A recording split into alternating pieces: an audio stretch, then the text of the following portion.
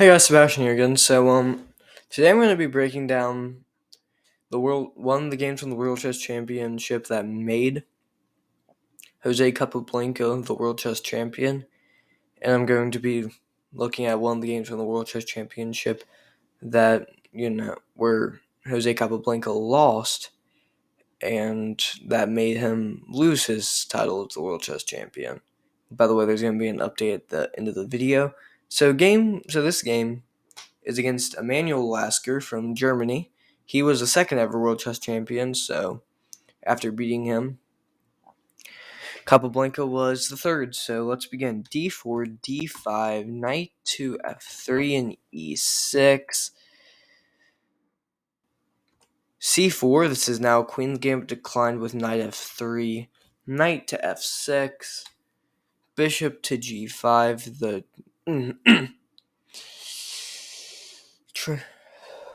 traditional variation. Sorry, I'm kind of tired right now. Knight bd7, e3, which is a common idea generally. Bishop to e. Well, this was back then a common idea. The knight bd7 move, reinforcing the knight on f6 because he didn't want to get his queen out too early. Bishop to e7, knight to c3, developing his knights and attacking the center. Short castles, and by the way, sorry, this bishop's kind of weak right now. You're probably going to get it out like this.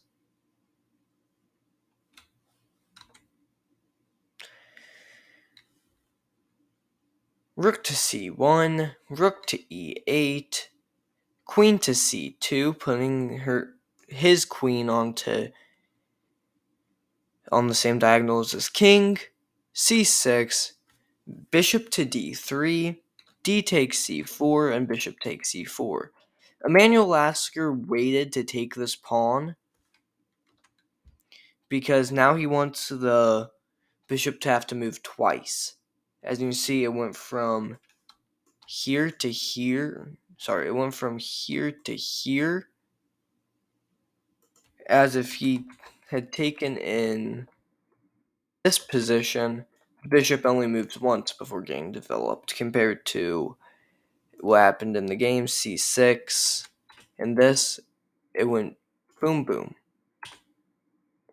Knight d5, going for this trade and going to build up his pawn structure. Maybe it be this way or this way. I recommend taking with this pawn though. Something maybe like this is what we're looking at. At least that's a hypothetical. So let's see. In the game, you get bishop takes e7, rook takes e7, and short castles. Short castles, just castling, getting his king more safe on this file, and just getting his rook into the game. You're probably going to put your rook onto d1 in the future. Knight to f8. Honestly, I have no clue on why I played this move. I think maybe he wanted to put his knight here, but I think b6 would have been a better square. I think if he put his knight onto b6, that would have been a better square attacking this. But I don't know. But I personally feel like this would have been a better move.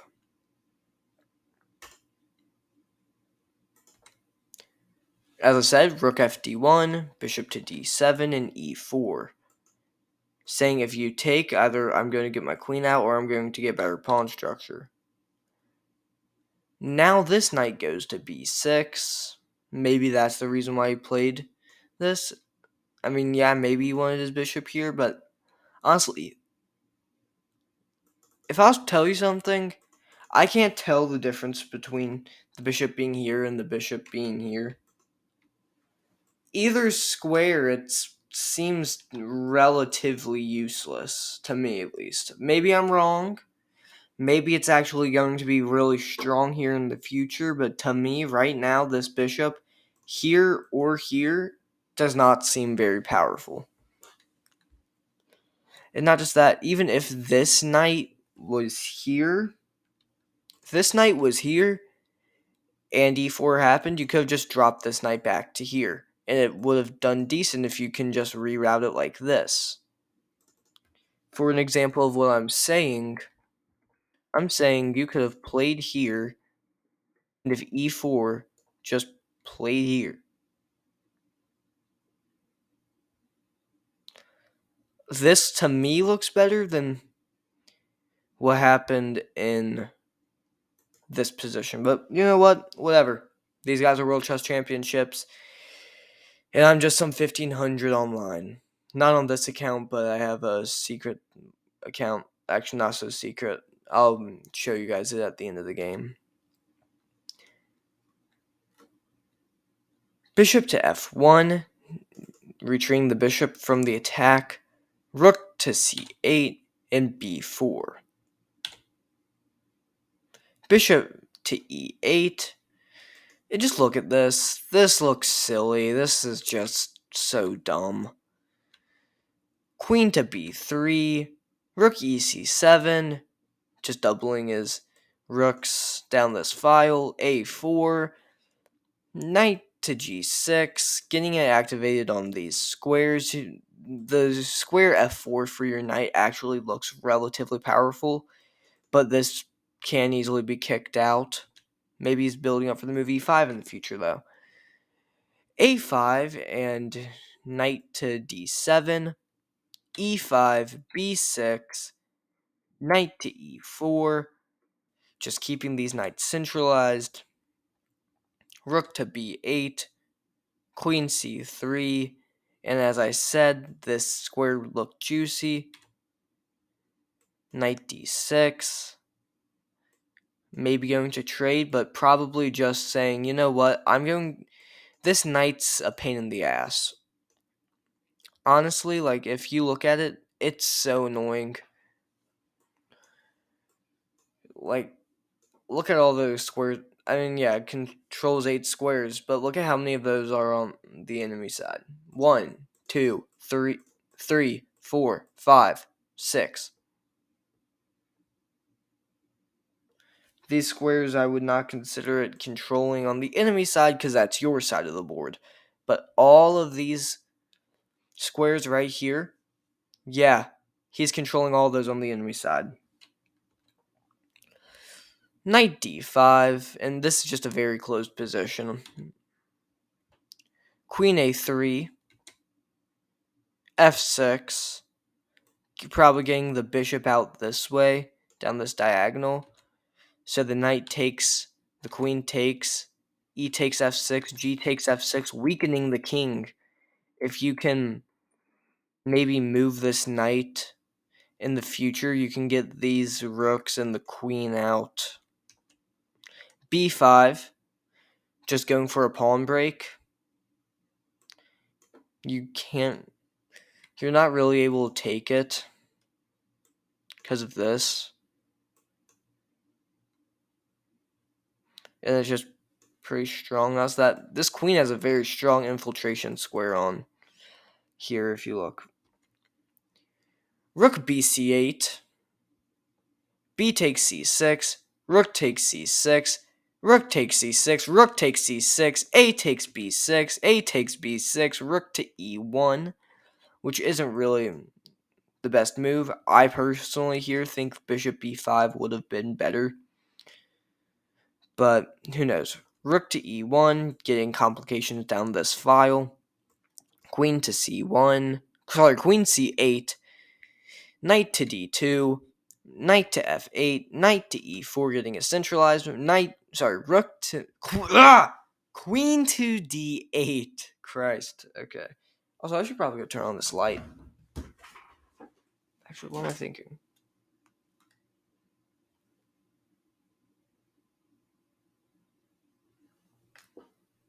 Oh, right.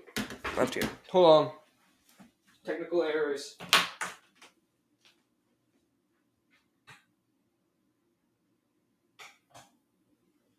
There we go.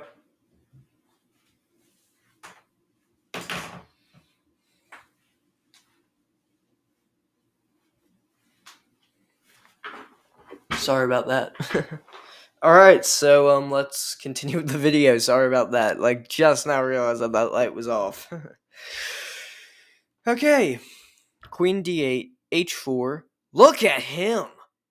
Even before Stockfish, he was playing h4. Well, sorry. Before Lilo was doing it, he was playing h4. Alright. Now we get rook to c7. Queen to b3. Rook to g7. g3. Rook to a7. Bishop to c4. Rook to a5, defending the knight a little bit more. Knight to b7. I'm sorry, knight to c3. Knight takes c3. Queen takes c3. Honestly, I do not feel like putting your knight here. Sorry, I don't feel like taking here is best. I think that probably keeping it in the game, like playing back, would have been better. But who knows? King to f7. Queen to e3. Queen to d6, defending this pawn a little bit more. Queen e4, just a slow improving move. Rook to a4, attacking this bishop. Queen to b7 check. King to g6. Queen c8, an infiltration move. Queen to b4. Oh yeah, sorry, an infiltration move that defended this. Forgot to say that. Queen to b4, rook to c1. Queen to e7. Bishop to d3 check. King to h6. Rook to c7. Rook a1 check.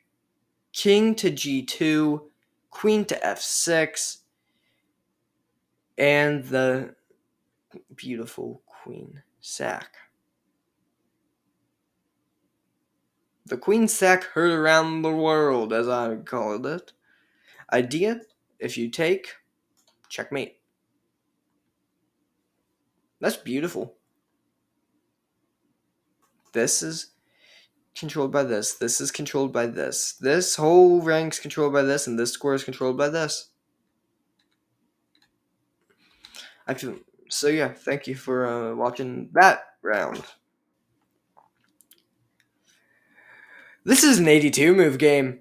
So this is against Alexander Aliekin. As you can see, he does not have a flag because if you guys did not know, because of the whole Ukraine debacle, which I'm not going to mention.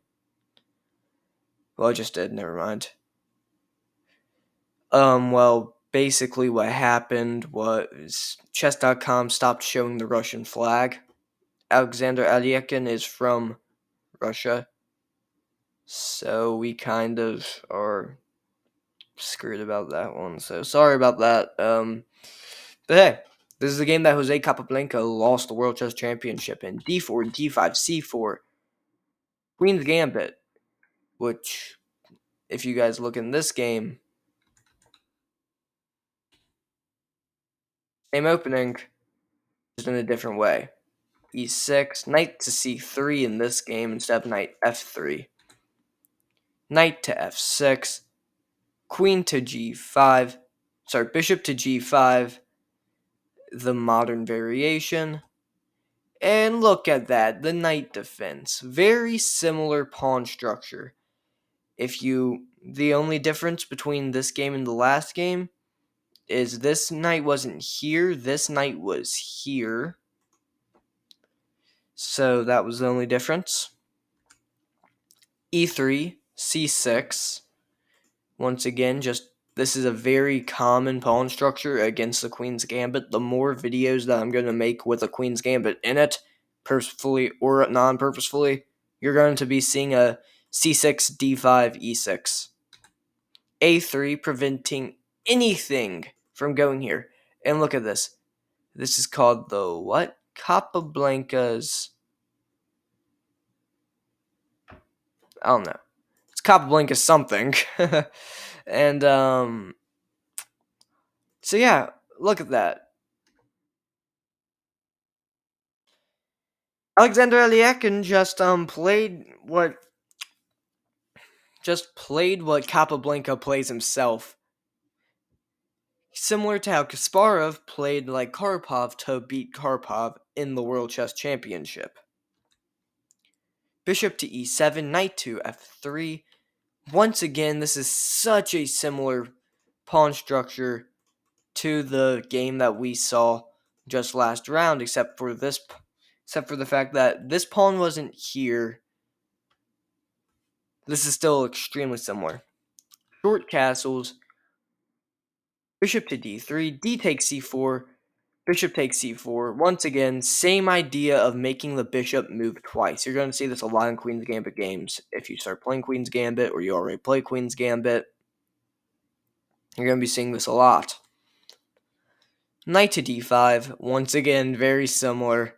Who knows, maybe Capablanca took some old tricks from our buddy. Bishop takes e7, queen takes e7. Oh, Jesus Christ, I'm burping. Oh, shit. Sorry. Knight to e4, knight 5. Christ, that's hard to say. Knight 5 to f6, because the reason why I have to say it like this is because this knight and this knight are both on the d file, so you cannot say df6 because they're both on the d file. But since this pawn was on the since this was on the 5th rank and this one was on the 6th rank, 7th rank, you have to say 5f6. Knight to g3, c5, saying if you take, my queen gets developed. Short castles. Knight to b6, attacking this. Bishop to a2, full retreat. C takes d4, knight takes d4, and g6. Kind of destabilizing this knight, but since there's no dark square bishop, you have already traded it in the past. You cannot really take control of this. And you probably want to move this knight, and you just don't want this queen down in your grill later on. And also, look, he is controlling the squares from this knight. Your knight can't go here or here. This knight can't go here. All because of one pawn controlling these. And this is how I want us to think about chess. Like the beginners that are watching this. Rook to c1, bishop to d7,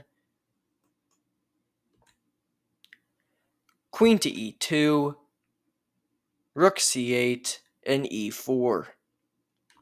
e5, preventing this pawn from moving any further and attacking this knight. Knight to f3 and king to g7, the castle bomb cloud.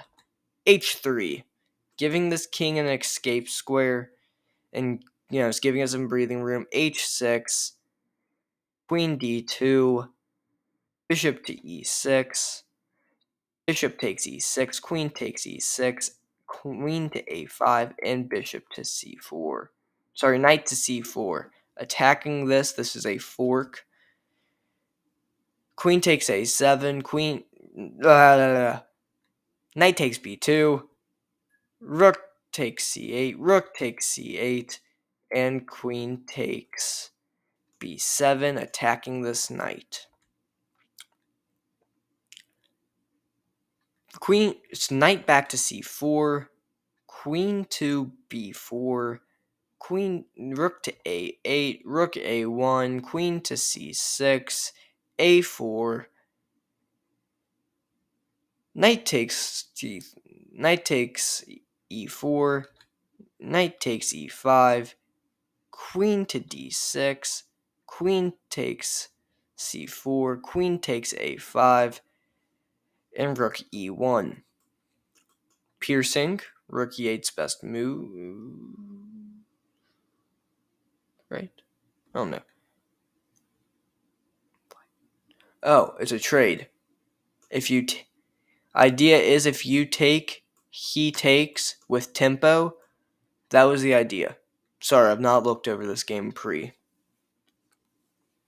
Queen to c1, queen to f6, and knight to e4, attacking the queen, so you're kind of having to so you kind of have to trade unless you want to defend this, which just loses the tempo. So knight takes e4, rook takes e4, and knight to b8. Or rook to b8, king to e2, queen a8, rook a8 attacking the a4 pawn, rook to b2, rook to a2 defending this, rook to a5, going for a move like here and making complications down the f file. Queen c7, queen to a6, queen c3 check, king to h7 and rook to d2, b6, queen b6, rook d7, and we're kind of just going to skip a couple moves. And I think it's in this position that Capablanca is being extremely aggressive, and all around this is showing the playing strength of both players. Queen to f8, rook to d5, rook to f3, h4, just going for this play. Queen h4, queen to b6, queen a1, king g2 attacking the rook, rook to f6, queen to d4, forcing a trade, king g7, getting these pawns together, but here's the issue. Not Capablanca. Alexander Alekhine has a pass a pawn. If he can get his rook like this, Capablanca's kind of screwed. a5, rook a6, rook to d5, rook f6, rook d4, rook to a6, rook a4, f6, king f6, king f3, king e5, king e3, h5, king to d3, king to d5, king to c3, king to c5, rook a2, king to b5, king to b3, king to c5, king to c3, king to b5, king to d4, rook to d6, check, king a5, king a6, check, king f4, king a6, king to g5, rook e5, check, king to h6, rook f5, f4, rook c5, going for a reroute, attacking the pawn on g3. So what's the move? Rook a3. You can't get down here now. I have this.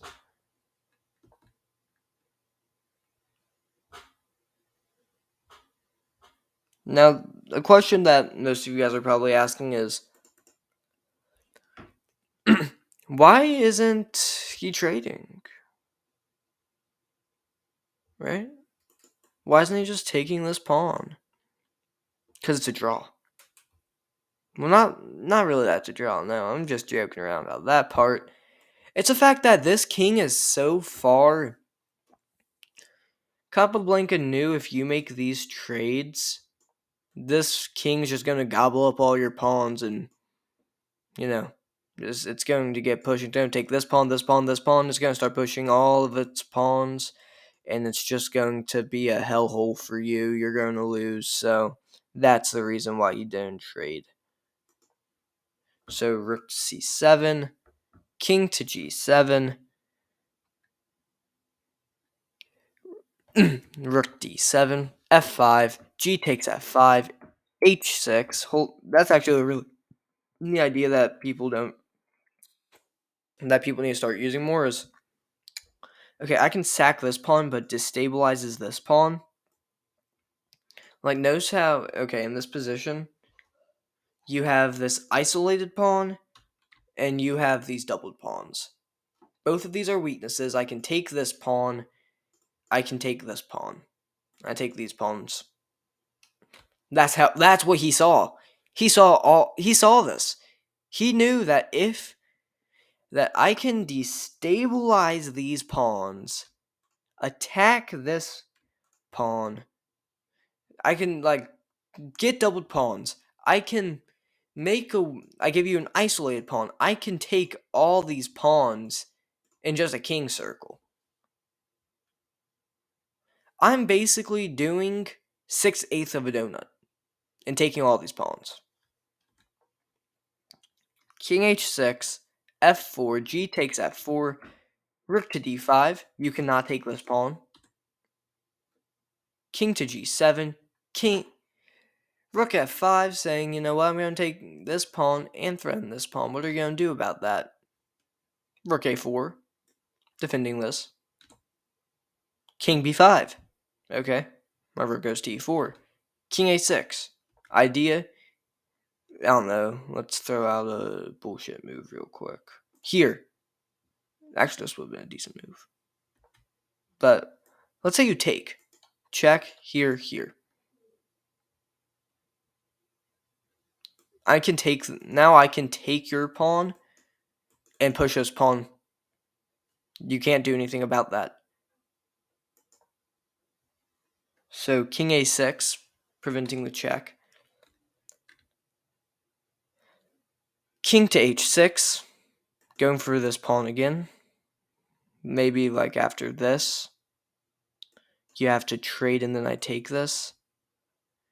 Finally, rook takes a5, and as I've teased a lot, rook e5, rook a1, rook takes h5, rook g1, rook takes g5, rook to h1, rook f5, king b6, rook takes f7 check, king c6, rook takes f7, king to c6, king e7, black resigns. That's how. And that's how Jose that's one of the games. I'm not 100% sure if this is the game that made him lose, but I'm pretty sure that this is a game that was from the World Chess Champions. So, as I said at the beginning of the video, there would be an update at the end. So here's the update. I'm gonna stop with the daily uploads. I'm probably going to just start doing like an upload every other day. That's just gonna be the way it is from now on. It's gonna be upload one day, skip a day, upload another day. That will be because I've been in a time crunch recently. Studying, then having to find a game, record a game. I didn't look over either of these games because I knew I had to get a video out today. So that's why the whole upload schedule is changing from now on. So from now on, it's going to be every other day uploads. And that's just going to, you're going to have to live with that. Because I want to be able to analyze, break down the game, see why he actually did that. Then so I can give a better breakdown. Because all these videos have seemed rushed.